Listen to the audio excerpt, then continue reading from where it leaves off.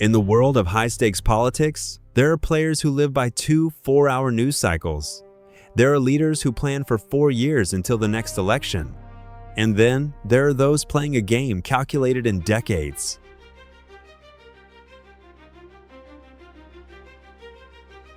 Today, we are unfolding the story of a man who turned 1/6 of the Earth's landmass into a giant chessboard. While the West debates values and budgets, Vladimir Putin is betting the very structure of the global order.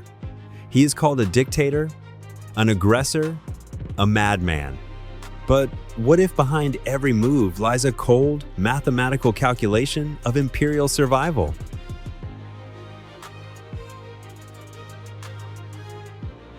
We're going behind the Kremlin's curtain to understand, is he a brilliant strategist foresighted enough to see the collapse of the West? Or a high-stakes gambler who burned his bridges and is now forced to bluff with all the gold in the world? Welcome to the territory of the Shadow Grandmaster. We begin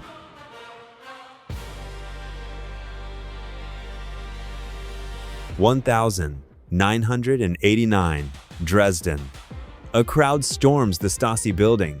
A young KGB Lieutenant Colonel, Vladimir Putin, burns secret documents for so long that the furnace bursts from the heat. That night, he learned one truth. Any empire, no matter how monolithic it seems, can crumble into dust overnight if its elite shows weakness. This fear of chaos and color revolutions would become the foundation of his entire policy. Returning to a Russia that looked more like a battlefield between gangsters and oligarchs, he began building his vertical of power.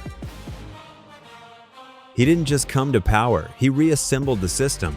He removed the oligarchs who thought they were kings and replaced them with his own people. People who speak only one language, the language of force and loyalty. This was the birth of Kremlin Corp.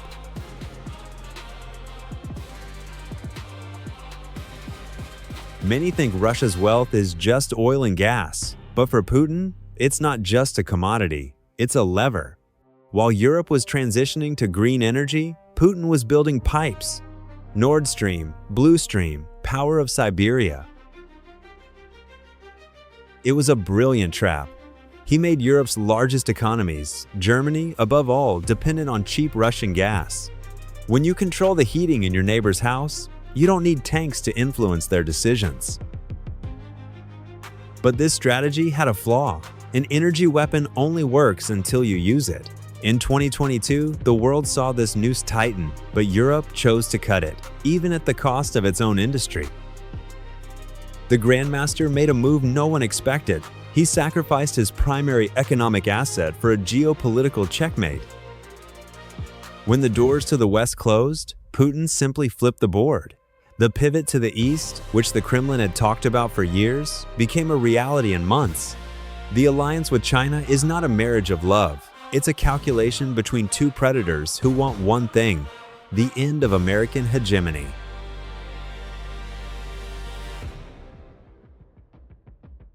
Today, we see the formation of a new axis. Russia provides resources, China provides technology. Together, they are building an alternative financial system with no room for the dollar or the SWIFT system. BRICS is expanding, attracting those tired of Washington's dictates.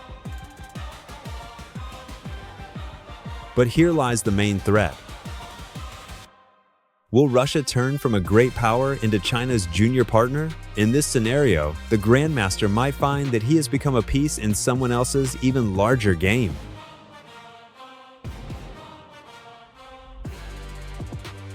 It's 2026.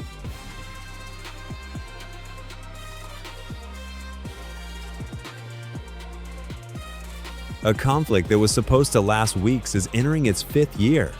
Why didn't his system collapse under sanctions? Because Putin prepared Russia for isolation. He turned the country into a fortress. His strategy now is one of attrition. He believes that Western democracies are weak, that their leaders will change, and their people will tire of inflation and energy prices. His bet is on time.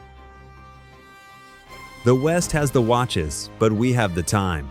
This old Afghan proverb has become the Kremlin's motto. He uses AI for cyber attacks, shadow fleets to move oil, and cryptocurrency to bypass banks. He adapts.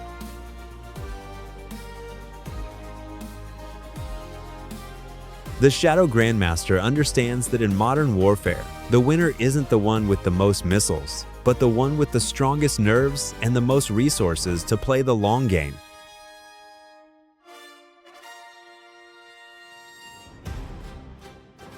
So, who is he really? The man who restored Russia's pride, or the one who gambled its future on a losing hand? Putin is a mirror of our fears. To some, he is the last defender of the traditional world. To others, the ultimate threat to civilization. But one thing is undeniable: he rewrote the rules of the game.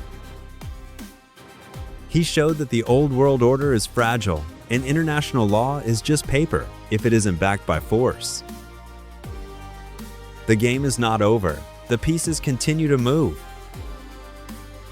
And while we debate his goals, the Grandmaster is already contemplating a move that we will only see 10 years from now. This was Unfolded. We have unfolded the story of power.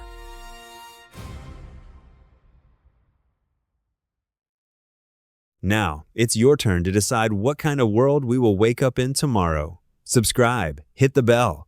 It only gets more interesting from here.